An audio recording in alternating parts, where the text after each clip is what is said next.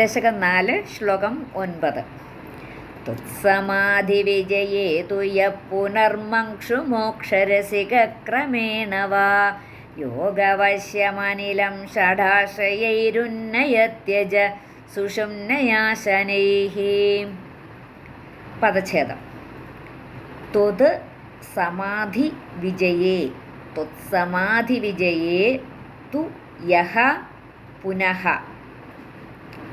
പുനഃ എന്നുള്ളത് പുനർ എന്നാവുന്നു. ത്വത്സമാധി വിജയേ തു യഹ് പുനർ മംക്ഷു മോക്ഷ രസികഃ ക്രമേണ വാ. മംക്ഷു മോക്ഷരസിക ക്രമേണ വാ. അപ്പോൾ പുനഃ പ്ലസ് മംക്ഷു എന്നാവുമ്പോൾ പുനർ എന്ന് വരുന്നു, പുനർമംക്ഷു എന്ന് വരുന്നു. അപ്പോൾ ത്വത്സമാധി വിജയേ തുയ്യ പുനർമംക്ഷു മോക്ഷരസിക ക്രമേണ വാ.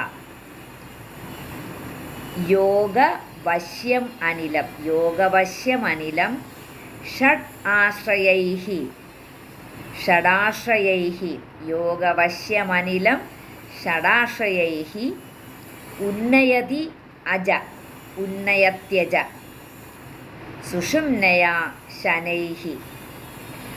ഷഡാശ്രയൈഃ പ്ലസ് ഉന്നയതി പ്ലസ് അജ ഷഡാശ്രയൈരുന്നയത്യജ. അപ്പോൾ ആ വിസർഗം മാറിയിട്ട് അവിടെ ര. അപ്പോൾ ഉന്നയതി എന്നുള്ളതിൻ്റെ ഉകാരത്തിൽ തുടങ്ങുന്ന കാരണം അത് രു ആവുന്നു. ഷഡാശ്രയൈരുന്നയത്യജ സുഷുമ്നയാ ശനൈഃ. തുത്സമാധി വിജയേ തുയ പുനർമംക്ഷു മോക്ഷരസിക ക്രമേണ വാ യോഗവശ്യമനിലം ഷഡാശ്രയൈരുന്നയത്യജ സുഷുമ്നയാ ശനൈഃ. ശ്ലോകം 9 അന്വയവും അർത്ഥവും നോക്കാം. ഹേ അജ, അല്ലയോ നിത്യസ്വരൂപം, അല്ലയോ ഭഗവാനെ. ഭഗവാനെ ഇങ്ങനെ പലതരത്തിൽ സംബോധന ചെയ്യുന്നുണ്ട് ഓരോ ശ്ലോകത്തിലായിട്ടും ഭട്ടതിരിപ്പാട്. ഹേ അജ എന്നാണ് ഇവിടെ പറഞ്ഞേക്കുന്നത്. യഹ തു, യാതൊരുവനാണോ, യഹ തു യാതൊരുവനാണോ, ത്വൽസമാധി വിജയേ അങ്ങയിലുള്ള നിർവികൽപ്പ സമാധിയെ നേടിക്കഴിയുമ്പോൾ മംക്ഷു ക്രമേണ വാ മോക്ഷ രസികഃ.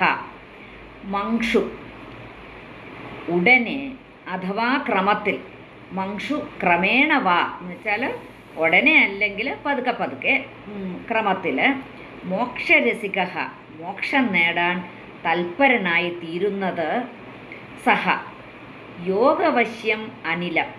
സഹ എന്ന് പറഞ്ഞാൽ അവൻ പ്രാണായാമാദികളാൽ കീഴടക്കിയ പ്രാണവായുവിനെ.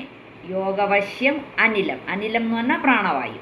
അപ്പം പ്രാണായാമാദികളാൽ കീഴടക്കിയ ആ പ്രാണവായുവിനെ ഷഡാശ്രയൈഃ, ഷഡ് എന്ന് പറഞ്ഞാൽ 6, ഷഡാശ്രയൈഃ 6 സ്ഥാനങ്ങളിലൂടെ സുഷുമ്നയാ ശനൈഃ ഉന്നയതി. നമ്മുടെ സുഷുമ്ന നാഡി ദ്വാരത്തോടെ മെല്ലെ മെല്ലെ മേലോട്ടുയർത്തുന്നു. ശനൈഹി, ശനൈഹി എന്ന് വെച്ചാൽ പതുക്കെ പതുക്കെ, ശനൈ എന്ന് പറഞ്ഞാൽ പതുക്കെ പതുക്കെ, ഉന്നയതി മേൽപോട്ട് ഉയർത്തുന്നു.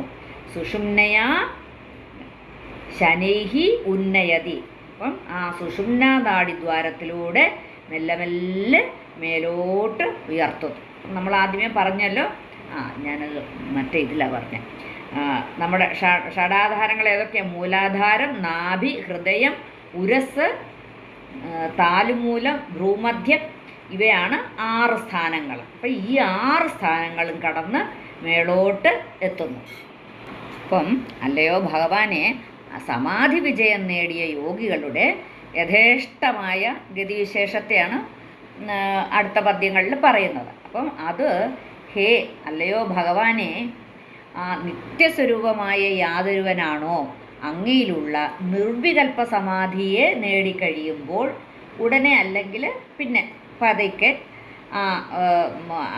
ക്രമേണ ക്രമേണ മോക്ഷം നേടാൻ തൽപരനായി തീരുന്നത് അവർ പ്രാണായാമാദികളാൽ ആ കീഴടക്കിയ വായുവിനെ 6 സ്ഥാനങ്ങളിലൂടെ സുഷുമ്നാനാഡിയിലൂടെ പതുക്കെ പതുക്കെ മേൽപോട്ട് ഉയർത്തുന്നു. അതാണ് 6 സ്ഥാനങ്ങളിലൂടെയാണ് മേൽപോട്ട് ഉയർത്തുന്നത്.